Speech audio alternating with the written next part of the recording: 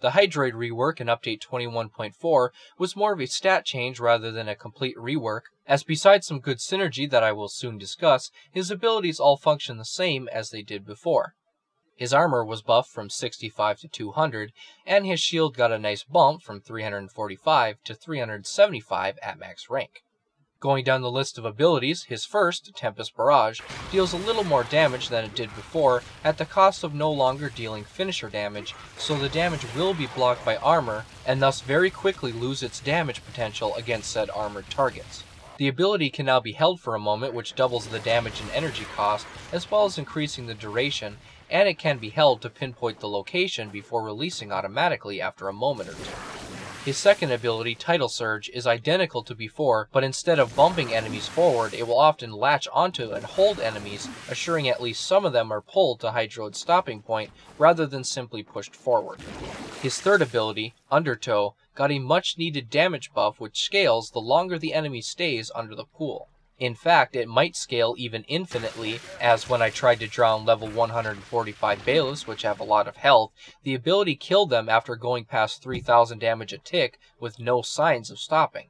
While it still takes a while to kill on higher levels, you are still invincible, although still vulnerable to energy leeches, so it can be used as a proper panic attack to take enemies out of the battle and your allies while still doing good damage.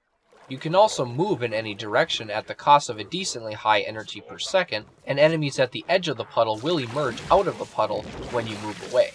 It also still has the issue where enemies at the edge of the pool will block new enemies from coming in as well. His fourth ability, Tentacle Swarm, was the most disappointing of the changes. Firstly, the base tentacle amount has been reduced by 2, and does the same damage as it did before with no changes in real mechanics, besides the tentacles attempting to reach out and slam onto enemies rather than repeating an animation in the hopes it touches an enemy.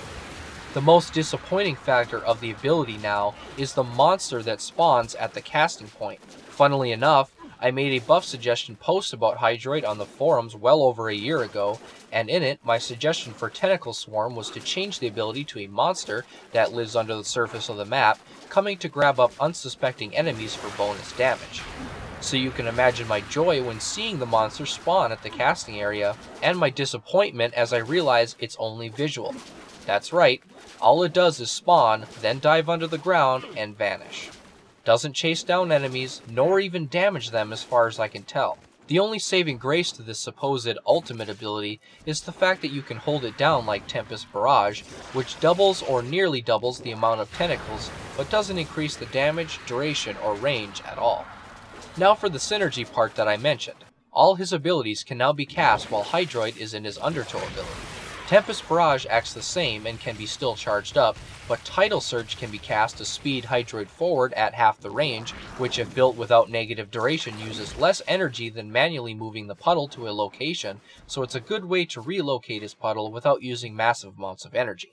Finally, his Tentacle Swarm ability behaves the same and can still be charged, but when in the puddle, the tentacles are forced to spawn within the puddle itself, which localizes the tentacles into one area and prevents them from spawning on walls for the most part.